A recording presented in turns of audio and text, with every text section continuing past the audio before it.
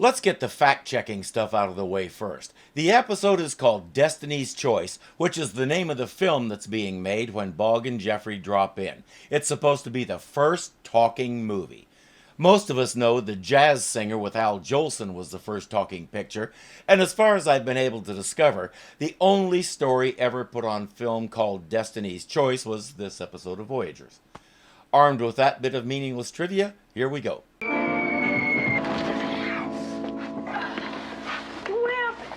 I think Napoleon and Josephine needed a little time alone.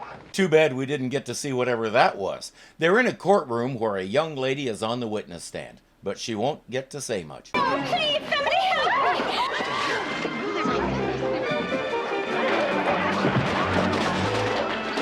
You all right? What in blazes do you think you're doing? Yeah, what's the big idea? There was no time to look around and see that it was a movie set. Things happened too fast. But someone has been sending threatening letters to the production people trying to stop the picture from being made. There's no reason not to assume Bogg is the one doing that. Jeffrey says he's with Bogg, so they grab him too. Needless to say, they get thrown out of the soundstage, but not before the guy running things takes back some studio property. But I don't have any other clothes. Really, you don't understand. Why won't you listen? All that belongs to me. This is studio property, mister. Come on, the boots too. Where'd the clothes he's putting on come from? Don't they also belong to the studio?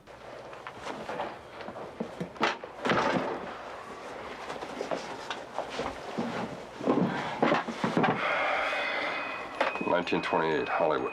Red light. That too. That's mine. Okay, pal. Just relax. But that belongs to me. Sorry, but all props are studio property. I keep telling him to put that thing on a leash. All he has to do is open it and show the dude that it's not a prop, but Bogg never thinks of that. He has a tendency to give it up a little too easily. Hey, Sam, who you got there? Where have you been? The terrible tots just locked the director in the trunk. Again, those kids are gonna drive me crazy. We'll get a look at the terrible tots. Our heroes have to find a way to get back in and get the Omni, to say nothing of Bogg's clothes. I thought the girl was in trouble. Yeah, this guy just saved Veronica Bliss from her own acting. What's that supposed to mean? Well, ever since the first day's rushes, the word's been out. Veronica Bliss is finished. But she's a great actress. In case you haven't noticed, Sam, she talks kind of funny. Veronica Bliss is a big talent. Yeah, with a squeaky little voice and a lisp. So she's Lena Lamont, and Sam the guard there is her biggest fan. The thing I don't get is, whoever is doing this stuff to try and stop the picture obviously has access to the place. Why aren't they looking at it as an inside job? Veronica, what's wrong? Thought I'd drop off my wardrobe and props. I just got fired. Sam is irate. Veronica says, "We all knew it was coming. I'm a silent film star, but I don't have the voice for sound. It was inevitable, especially with Wild Frank Roosevelt directing." Veronica was waitressing when Sam the security guard spotted her and insisted that Wild Frank take a look at her. Next thing she knows, she's a movie star. And just that quickly, she's probably back to waitressing. What's going on? I'm gonna have both these troublemakers arrested. He's just a kid. Yeah, we think him and his pal over here are the ones behind those threatening letters the studio's been getting. Yeah, and we're calling the cops. Are you gonna call cops to arrest friends of mine? Veronica's a good judge of character, and she knows what it took for Bogg to do what he did, even though he was mistaken about the danger. She's going to go to bat for them. After all, she's getting thrown out too. We have a date. You going out with this lug? And a kid? Oh, come on, Sam. Well, with all the fun stuff going on around here, a girl can't be too careful about the friends she chooses. Now, don't be jealous. I still love you best of all.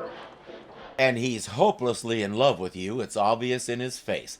We'll get lots more views of that. He's got it bad. He's sure nothing could ever happen, but he can't help himself. He'll love you from afar. I think most of us have been there at least once. I believe I was 9. Well, here, go up. You're just saying that. No, I'm not. This is better than the chili Sam Houston whipped up at the Alamo. Too bad we didn't get to see that, too. They might have run into Doug and Tony. Talk about the crossover to end all crossovers. Right now, she's telling him about Wild Frank. He's the top director in Hollywood. Wild Frank's got the right stuff to be president, though. He might have stayed in politics if it wasn't for his legs. Too many any, Pepe? Got some water, please? I'm sure. You okay? In 1928, he was supposed to be running for governor of New York. He contracted polio in 1921 and wound up in a wheelchair, but he wasn't about to let that stop him. Now we know what's wrong. What we need is a date and place so we can fix it. Oh yes, we also need an Omni, and there's only one in the neighborhood, so Bogg is going to go find a way to get it back, while Jeffrey picks Veronica's brain to find out when history went off the rails. But as we see Bogg sneaking onto the lot, we see someone inside planting a bomb. Oh, and we see this.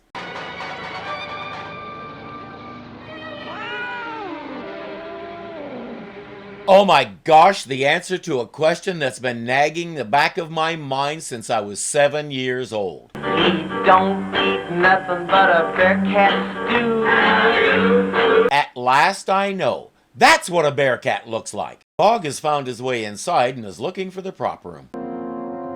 Then again, on a Hollywood set, everything looks like a prop.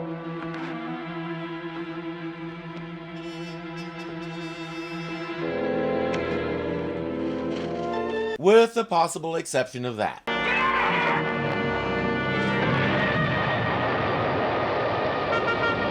That was Sam the security guard. He's the one making all the threats and trouble and blaming it on our Voyagers. I am so shocked I can't speak. Okay, I'm better now.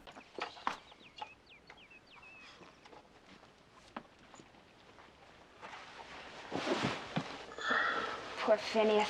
What a night you've had.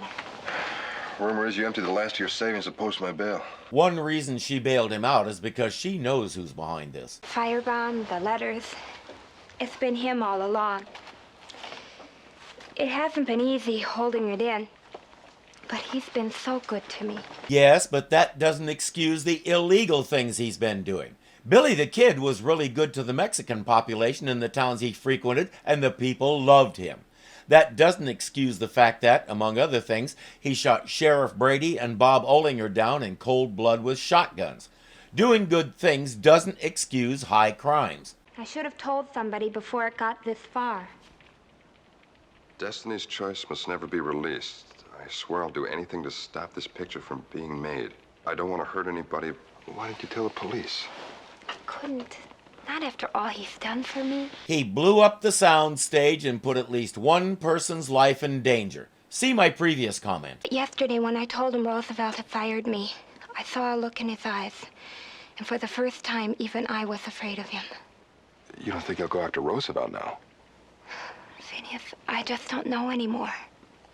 I only know at that moment he looked as if he could kill. Then they need to call the police and have them put some protection on Roosevelt. Will they do that? Well, then we gotta make sure he doesn't get the chance. When does Roosevelt get to the set? About 6:30. It's after 6 now. I'll wait, Jeff. We gotta make sure we get to Roosevelt before Sam does. Mother, please. I'd rather do it myself. Everybody on the lot likes Veronica, so she can sweet talk her way into coming back to say her goodbyes. Bogg and Jeffrey are hiding in the back of her truck. Once in, she'll smuggle Bogg onto the set so he can look out for Roosevelt, while Jeffrey heads to the prop department to look for the Omni. Nobody's gonna tell us what to do. We're the cowboy and you're the Indian.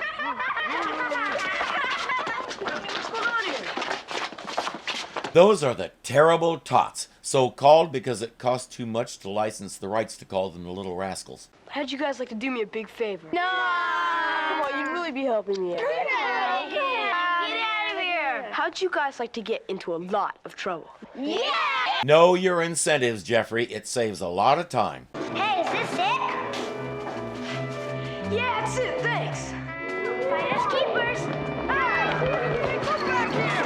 Hey, that's mine! Give it back to me! Come back here!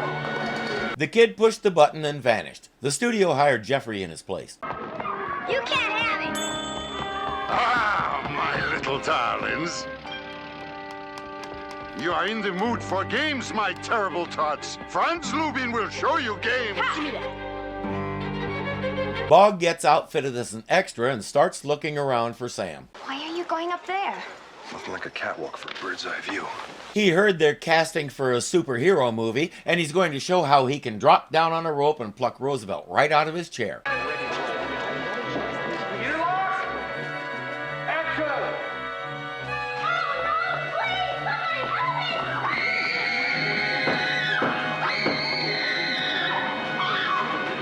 Besides, that's where Sam is. He's getting ready to drop one of those big lights onto Roosevelt. I told you he was auditioning for the superhero thing. A young man named Bob Kane was watching the whole thing and thought, you know, if you put that guy in a costume that makes him look like a bat... Mr. Roosevelt, you all right? I think so. Bogg, are you hurt? No. No, nobody's hurt. Thanks to this young man, what kind of madman could have done such a thing? Sam Winthrop was up there. I saw him. Yeah, it was me you saw. Grammar, Sam. You should say it was I. But why, Sam? He did it for me. I knew that talkies would ruin Miss Bliss. I couldn't let it happen. She explains that when she came to Hollywood, Sam was her first and only friend, the shoulder she could always cry on. And that sound you hear is the rest of it going right over her head. He'll have to lay it out for her. I didn't do it because I felt sorry for you. I did it because I love you. Sam, we're friends. Good friends. I know you could never love a man like me. I've always known that. It's okay. I understand that. He says, as long as you were working here, I could see you every day. Basically, he could worship her without her ever finding out. Thing is, now he'll never know if she could love a man like him because he's not going to be around for a while. In essence, he decided for her. Sam, we'd all be better off if I just stayed a waitress. No, you'd all be better off if Sam had summoned a few ounces of courage and told you how he felt. You had the chance to reach for the brass ring and you took it. He helped you, but it was your decision to go after it when he opened the door to it. You have nothing to feel bad for. Sam did this all to himself. So now let's go back to 1924, put Roosevelt back on the right path, and make sure none of this ever happened. It all started when Roosevelt sent a script to Hollywood hoping to become a writer. If they can stop him from writing that script, they should be able to get him back into politics. Now, I want you to be very careful. Mr. Roosevelt is quite anxious about this script being delivered. Oh, so he finally finished it. I want you to please be very careful. It's so important to Franklin. So back up a couple of months. I've never understood why they can't do that. Oh, good morning. Morning, Miss Roosevelt. I did so hope you were the handyman. The radiator upstairs near Mr. Roosevelt's room isn't working. As we'll see, that's a plot point. Right now, we're going to try and commit a federal offense. Hey, what's the big idea?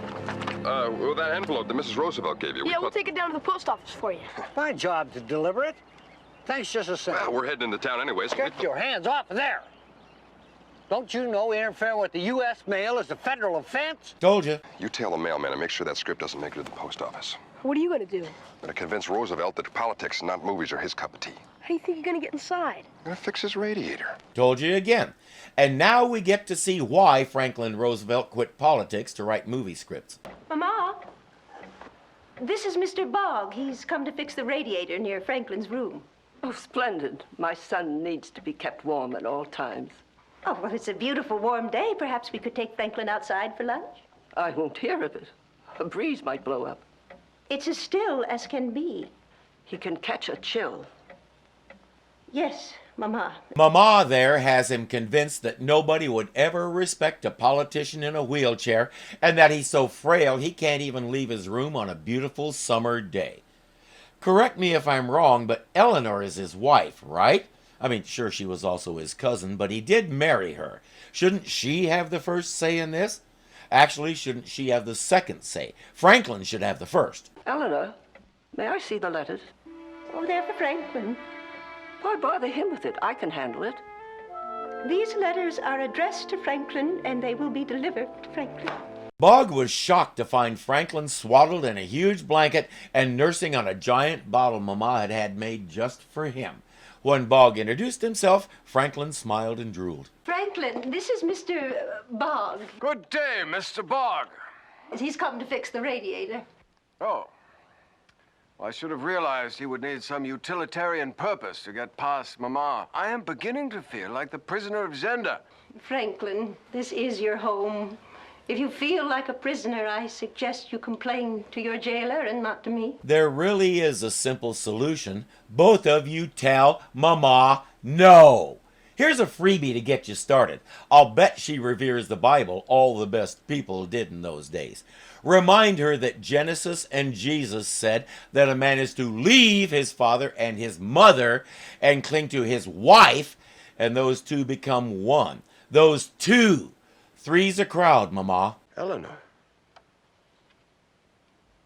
He says Al Smith wants me to nominate him for president at the convention. Which he did, and he did it again in 1928. It was indeed part of his political comeback after his illness. That's wonderful. I guess this means I'm still a member of the human race. Oh, Franklin, the world hasn't forgotten you. Should I say yes to old Al? Well, yes. I think it's a perfect chance to get back into politics. There's one big obstacle, and it's not his paralysis. I don't know much about politics, and I don't care to. But how great an advantage will it be for Mr. Smith to be nominated by a man in a wheelchair? Oh, stop torturing yourself, Franklin, and face the truth. Your days in politics are behind you now. It's a good thing Mama came in. We had a good fire going. It needed a wet blanket. This conflict was real. His mother wanted him to retire and be an invalid. Eleanor deserves a lot of the credit for getting him back into the public eye. But as we're going to see, she had a little help that she probably didn't know about. Mama has a real talent for helping Franklin get a nice pity party going. Time for Bogg to crash the party. I'll finish, Mr. Roosevelt. That's just fine. Yeah, that radiator ought to keep you real nice and toasty now. Thank you very much, Mr. Bogg. Least I can do. Must be tough enough to get through a day, you being an invalid and all. Franklin didn't like that. Hit nerve number 1, check. I'm sorry, I thought you just sat up here in your bed all day. I do. But sometimes I sit in my wheelchair. Well, at least you're lucky enough to have Mrs. Roosevelt and your mother to do everything for you, huh? Hit nerve number 2, check. He says, they don't do everything. I did just finish writing a movie script. Don't need to apologize to me. I understand. I think it's a real pity you're so helpless. I don't need your pity, sir. I don't need anyone's pity. No offense. Have a nice day. Mr. Bogg, before you go, would you mind terribly helping me into my wheelchair? Nerve number 3, check. Now let's really go to work on him.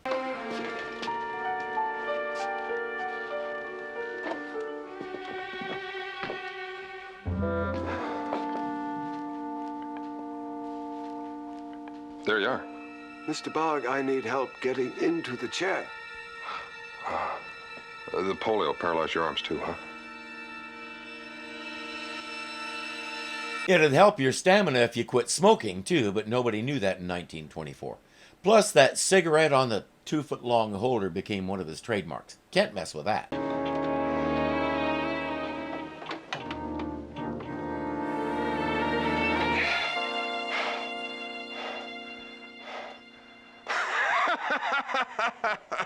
Small victory, hey, Mr. Bogg? A few things are beginning to dawn on him. It's amazing what happens to the brain when you get the pud blumping. It's been a long time since anyone challenged my disability. Thank you, Mr. Bogg.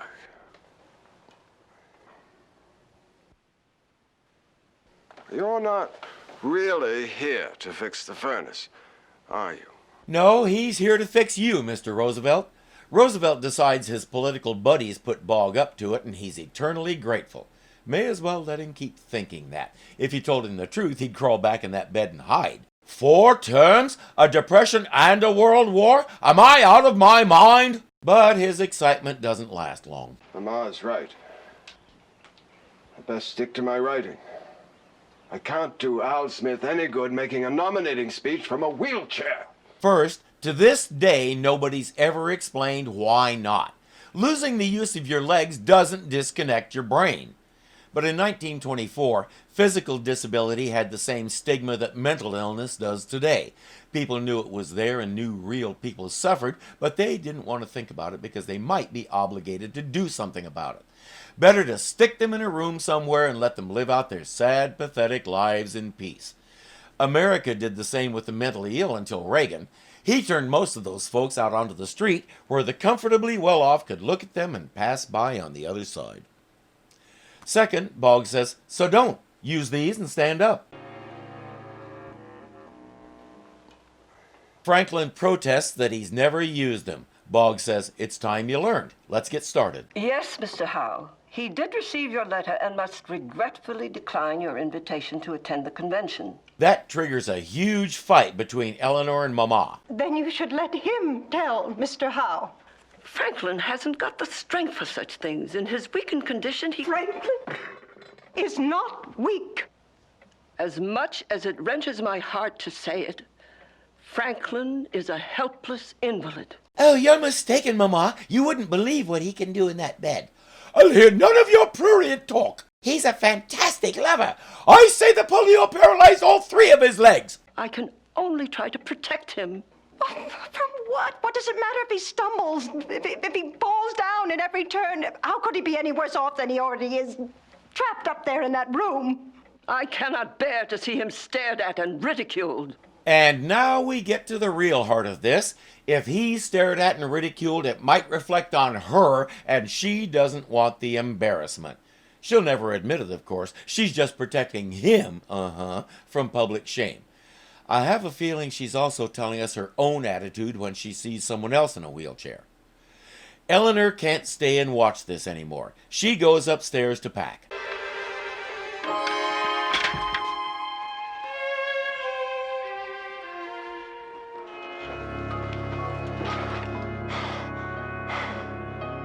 I thought you needed help getting into the chair. Funny how you don't need it when you know you're not going to get it.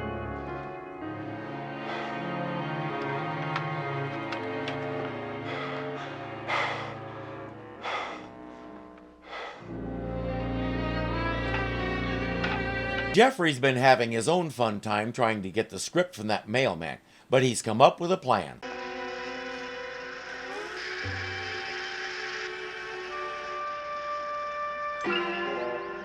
Give me the script if yous ever wants to see your Faustam alive again, mister. Bogg encounters Eleanor as she's packing and says, you can't leave. He needs you now more than ever. She says, Mama can do a better job of taking care of him than I can. Well, there is one thing that the polio did take from Mr. Roosevelt. He can't walk away from his problems.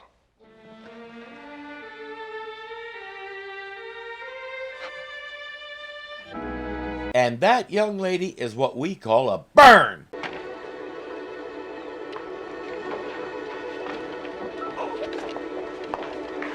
Franklin, you mustn't. Mrs. Roosevelt, with all due respect, if you say one more word, I'm going to lock you in the butler's pantry.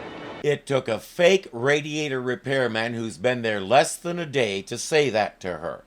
Franklin makes his way across the lawn. Eleanor comes out and sees him, and he walks to her, and it's all nice and touching and mushy and exactly what we expect. I'll skip all that and just give you the best part. Boggy, stop the script! But I may need a new shirt. I think this one's a little stretched out. He can borrow a red one from Billy Batson. Oh, and this. Come to me, Franklin. You can do it, darling. Yes.